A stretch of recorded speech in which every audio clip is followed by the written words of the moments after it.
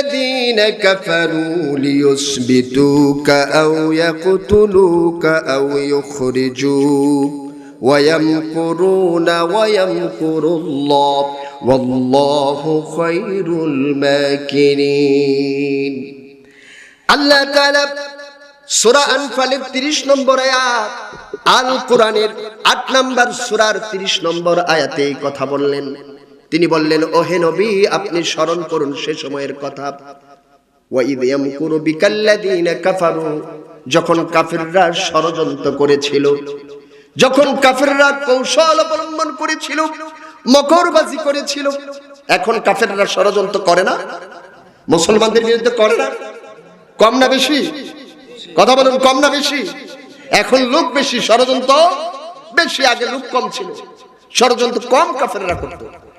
ওয়াইদ ইয়ামকুরু বিকাল্লাযীনা কাফারু, যখন কাফিররা ষড়যন্ত্র করেছিল,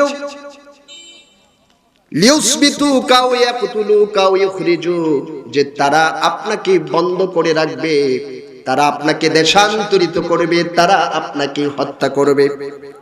ওয়া ইয়ামকুরুনা ওয়া ইয়ামকুরুল্লাহ ওয়াল্লাহু খায়রুল মাকিরিন। আল্লাহ তাআলা তাদের এই ষড়যন্ত্রের বিরুদ্ধে কৌশল অবলম্বন করেছিলেন। আল্লাহ হলেন উত্তম কৌশলী। আল্লাহু আকবার। আল্লাহ রাসূল যখন মক্কার জমিনে দ্বীন প্রচার করতে লাগলেন, তার উপর যখন এই কোরআনটা নাযিল হতে লাগলো, এত সহজে এই কোরআনটা আসে নাই, ইসলামটা এত সহজে পাই নাই। তখন মক্কার জমিনে যখন দ্বীন প্রচার করা শুরু করে দিলেন, মক্কার জমিনে অনেকেই দ্বীন কবুল করলেন। মক্কা থেকে দ্বীনের দাওয়াত যখন মদিনায় পৌঁছে গেল, মদিনা থেকেও দলে দলে লোক এসে যখন রাসূলের কাছে বায়াত গ্রহণ করলেন। কোত্থেকে? আল্লাহ রাসূল যখন দ্বীন প্রচার করা শুরু করলেন, মক্কায় খাদিজা রাদিয়াল্লাহু তাআলা আনহা, আবু বকর, আলী, এরকম প্রসিদ্ধ সাহাবীরা দ্বীন কবুল করেছে, আর অনেক সাহাবী করেছে। মদিনা থেকে যাকে যাকে লোক আসছে রাসূলের হাতে বায়াত গ্রহণ করার জন্য। এই অবস্থা যখন কাফেররা দেখলো, কাফেররা কিন্তু সব সময় রাসূলের বিরোধিতা করত। চিন্তা করে দেখুন কাফেরদের অবস্থা। কাফেররা রাসূলকে এসে বলল, ও মুহাম্মদ, তুমি যে দাওয়াত দিচ্ছ, তোমার খোদাকে আমরা মানি, তোমার খোদাকে আমরা মানি, আমরা জানি খোদা আছে, আল্লাহ আছে, এটা আমরা জানি, সৃষ্টিকর্তা আছে জানি। যেমন কোরআনের মধ্যে আসছে, তাদেরকে যখন জিজ্ঞেস করা হয়েছিল, ওয়ালা ইন সাআলতাহুম মান খালাকাস সামাওয়াতি ওয়াল আরদ ওয়া সাখখারাশ শামসা ওয়াল কমার লা ইয়াকুলুন্নাল্লাহ।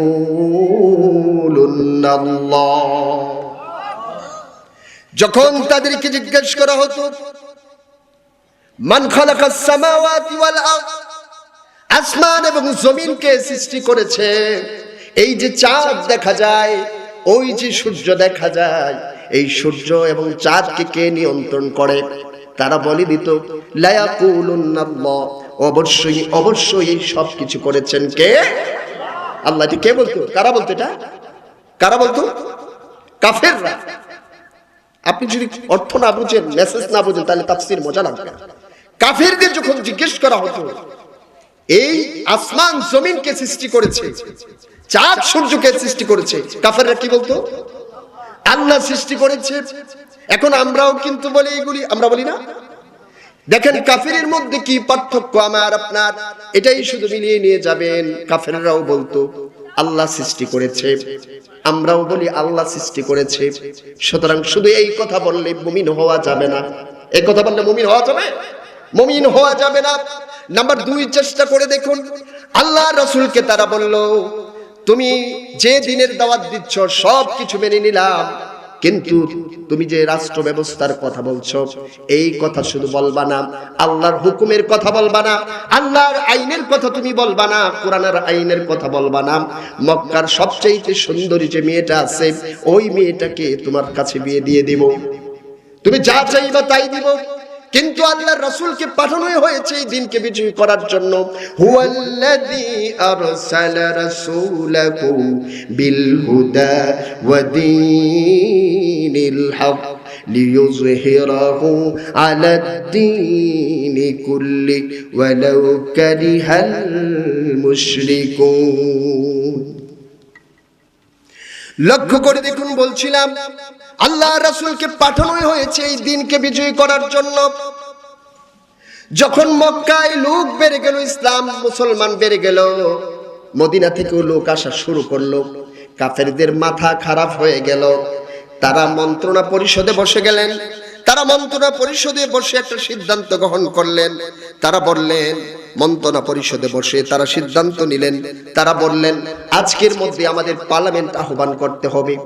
আমাদের পার্লামেন্ট আছে না, আমাদের সংসদ আছে না, তাদেরও সংসদ ছিল, তার নাম ছিল মন্ত্রণা পরিষদ। নাম কি ছিল বলুন, তার নাম কি ছিল?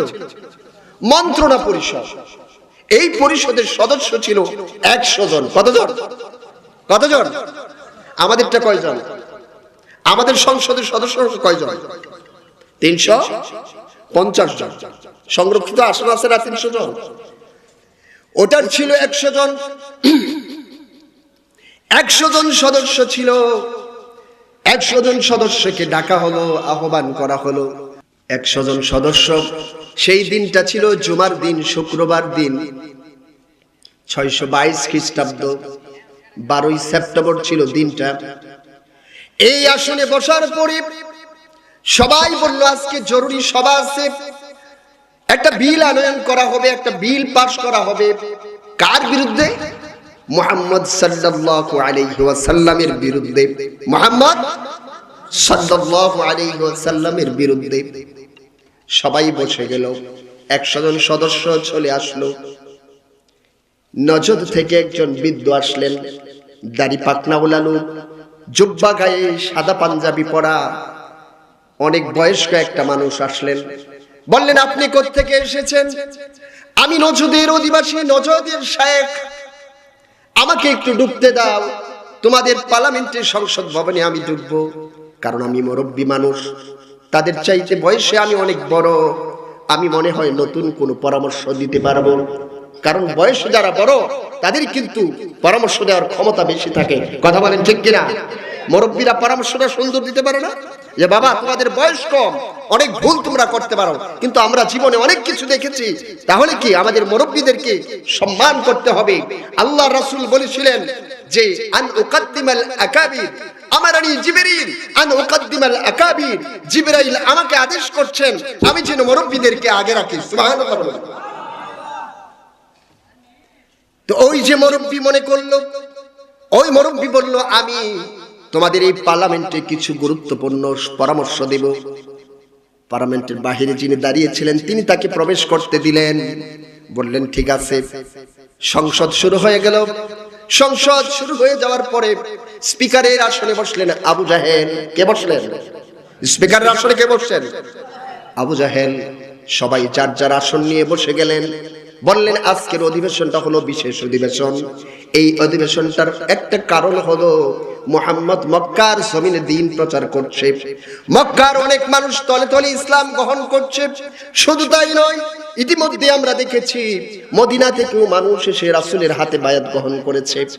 আশ্চর্যের বিষয় হলো মদিনা না জানি কখন রাসূল চলে যায়। আর মদিনা যদি মুহাম্মদের অনুকূলে চলে যায়, আমরা সিরিয়ায় ব্যবসা করতে পারবো না।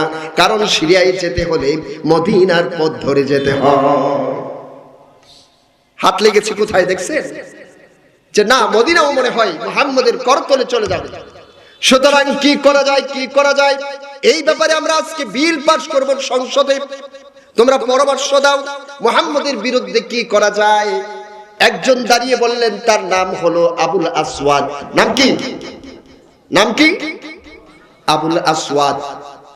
তিনি দাঁড়ালেন। তিনি দাঁড়িয়ে বললেন আমি একটা বিল আনছি, আমি একটা প্রস্তাব করছি, শুনুন। সেটা হলো মুহাম্মদ সাল্লাল্লাহু আলাইহি ওয়াসাল্লামকে আমরা দেশ থেকে বের করে দেব, দেশান্তরিত করে দেব। কি করব? দেশান্তরিত করে ফেলব, অন্য দেশে পাঠিয়ে দিব। তাহলে আর এই ঝামেলা থাকবে না। আমরা মুহাম্মদকে আমাদের সমাজ থেকে বের করে দেব, বিতাড়িত করে দেব। এই প্রস্তাব যখন পাশ হয়ে যায়, সবাই সবার সামনে আবু জাহেল বললেন এই যে প্রস্তাব আরোহণ করা হয়েছে মুহাম্মদ সাল্লাল্লাহু আলাইহি ওয়াসাল্লামকে মক্কার জমিন থেকে বের করে দেওয়া হবে, এই প্রস্তাবের পক্ষে কারা কারা আছেন? যারা এই প্রস্তাবের পক্ষে আছেন তারা হা বলুন। সবাই বলল হা জয়যুক্ত হয়েছে, হা জয়যুক্ত হয়েছে, হা জয়যুক্ত হয়েছে। হা যদি জয়যুক্ত হয় তাহলে এই বিল পাস হবে না। পাস হওয়ার আগে ওই যে শয়তান শায়ের বেশে এসেছিল বলেছিলাম নজর থেকে, ওই লোকটা আসলে মানুষ ছিল না, ওই লোকটা ছিল ইবলিস, মানুষের বেশ ধরে এসেছিলেন। তাফসীরের কিতাবে লেখা আছে ওই লোকটা হাত বাড়িয়ে দিল, মাননীয় স্পিকার আপনারা যে বিল পাস করতে যাচ্ছেন যে মুহাম্মদকেই গোত্র থেকে এই সমাজ থেকে বের করে দূরে কোথাও পাঠিয়ে দিবেন, এই বিলের উপরে আমার একটু কথা আছে, আমার একটু সম্পূরক কথা আছে। আমি মুরব্বী মানুষ, আমি আপনাদের অতিথি, আমাকে একটু সময় করে দিন। তো আবু জেহেল বলল কথা ঠিক, আপনি মুরব্বী, ঠিক আছে, আপনার কি কথা আছে আপনি বলুন। তিনি বললেন আমি একটা মতামত পেশ করছি, এই যে আপনারা বিলটা পাস করতে যাচ্ছেন যে মুহাম্মদ সাল্লাল্লাহু আলাইহি ওয়াসাল্লামকে এই সমাজ থেকে দূরে কোথাও পাঠিয়ে দিবেন, এই বিলের পক্ষে আমি না। কারণ হলো মুহাম্মদ সাল্লাল্লাহু আলাইহি ওয়াসাল্লামকে আপনি যদি এই সমাজ থেকে অন্য কোথাও পাঠিয়ে দেন, ওই সমাজের মানুষগুলো মুহাম্মাদের কাছে চলে আসবে, কারণ তার ভাষা অনেক সুন্দর, তার ব্যবহার অনেক সুন্দর, তার মুখের মৃদু কথা যদি মানুষ শুনে দলে দলে ইসলাম কবুল করবে আর সবাই মিলে আমাদের উপর হামলা করবে। সুতরাং এই বিল পাস করা যাবে না, এটা কোনো সমাধানের কথা নয়। আবু জাহেল বলল কথা ঠিক, মুরব্বী যেটা বলেছে এটাই ঠিক, এই বিল পাস হবে না, এই প্রস্তাব কাজ হবে না, এর চাইতে ভালো আরেকটা প্রস্তাব তোমরা দাও। এবার আবুল বুখতারি দাঁড়িয়ে গেল। আবুল বুখতারি দাঁড়িয়ে বলল মাননীয় স্পিকার আমার একটা বিল আছে, আমার একটা প্রস্তাবনা আছে, সেটা হলো মুহাম্মদ সাল্লাল্লাহু আলাইহি ওয়াসাল্লাম, আমরা বলি সাল্লাল্লাহু আলাইহি ওয়াসাল্লাম, এই খবিশরা কিন্তু বলতো না, মুহাম্মদ সাল্লাল্লাহু আলাইহি ওয়াসাল্লামকে এমন একটা ঘরে আবদ্ধ করে রাখতে হবে, শিকল দিয়ে বেঁধে রাখতে হবে, ঘরের দরজা বাহির থেকে বের করে তালা মেরে থাকতে হবে, মুহাম্মদ বের হতে পারবে না, খাবার পাবে না, দাবার পাবে না, কথা বলার লোক পাবে না, এমনিতেই ঘরের ভিতরে ইন্তেকাল করবে, মারা যাবে। নাউজুবিল্লাহ বলুন। এই বিল যখন পাস হয়ে যায়, বললো এই বিলের পক্ষে কারা আছেন? এই বিলের পক্ষে যারা আছেন তারা হা বলুন। হা জয়যুক্ত হলো, হা জয়যুক্ত হলো, হা জয়যুক্ত হলো।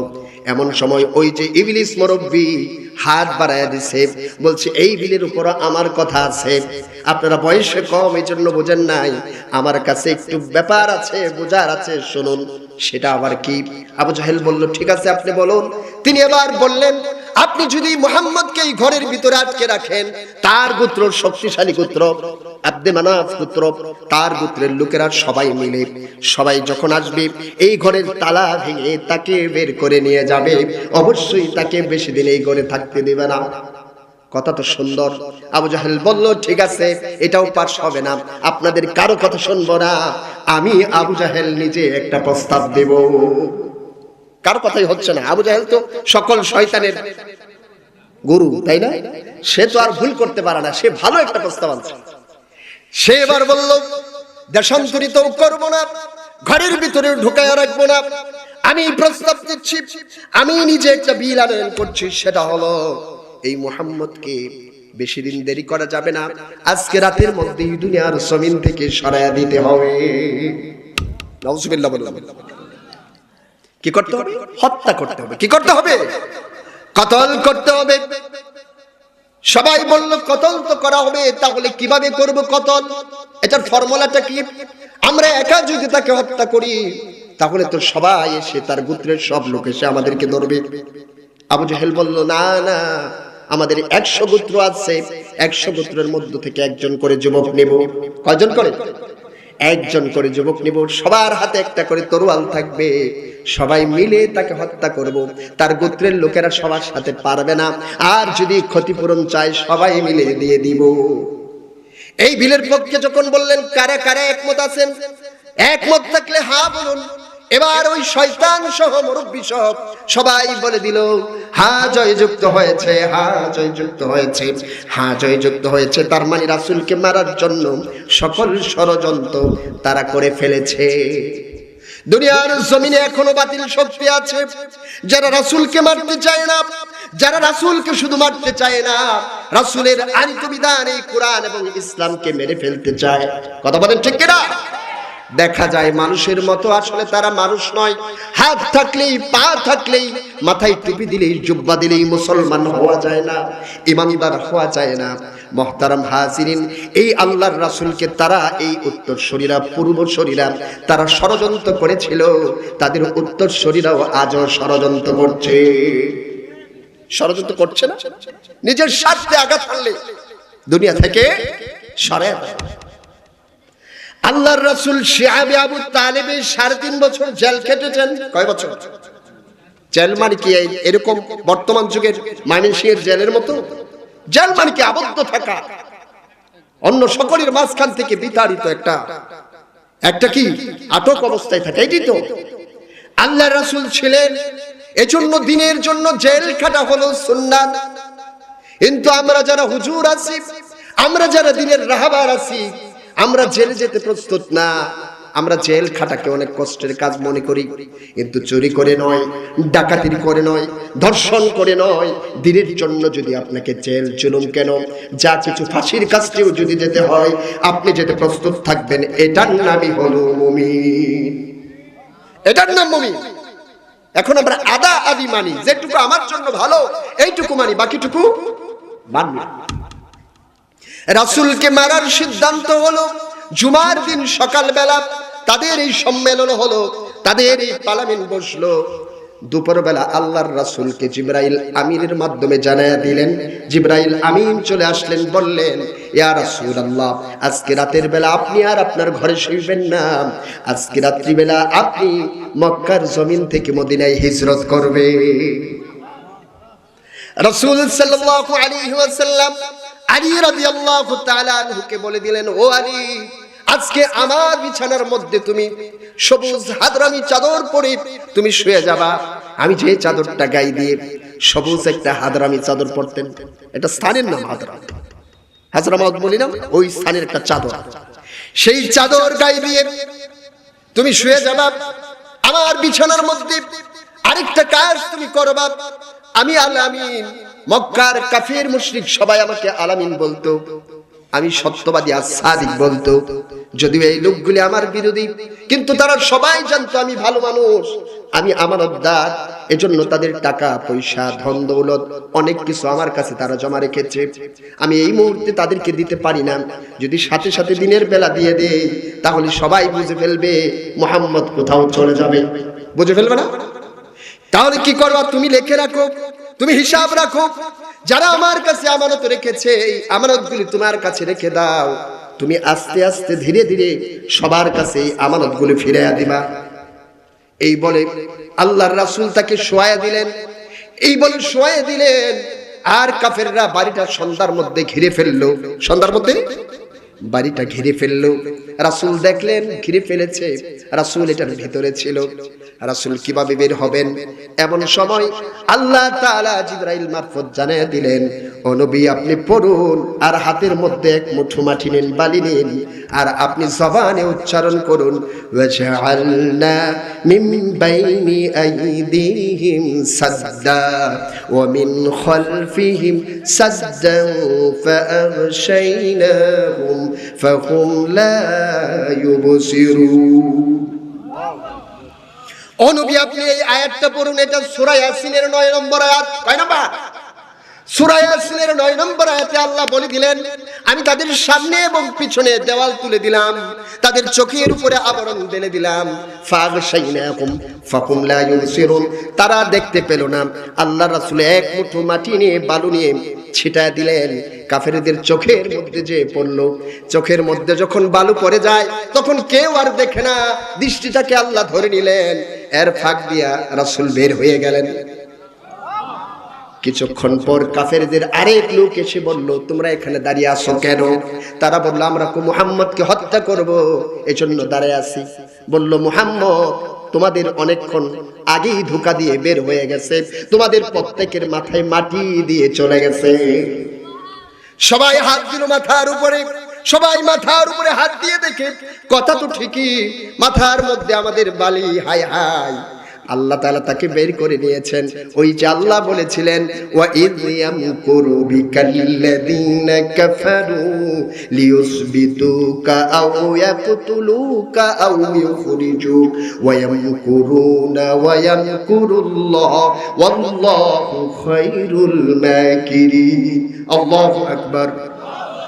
আল্লাহ বলছে ওই সময়ের কথা স্মরণ করো যখন এই কাফেররা আপনাকে বন্দী করার জন্য ষড়যন্ত্র করেছিল, দেশ থেকে বের করে দেওয়ার জন্য ষড়যন্ত্র করেছিল, হত্যা করার জন্য ষড়যন্ত্র করেছিল। আর আল্লাহ কৌশল অবলম্বন করেছিলেন, আল্লাহ কৌশল অবলম্বন করেছিলেন। তাদের মাথায় মাটি রেখে আল্লাহ তার হাবিবকে মক্কা থেকে মদিনায় হিজরত করে নিয়ে গেলেন। আল্লাহু খায়রুল মাকিরিন, আল্লাহ হলেন উত্তম কৌশল অবলম্বনকারী।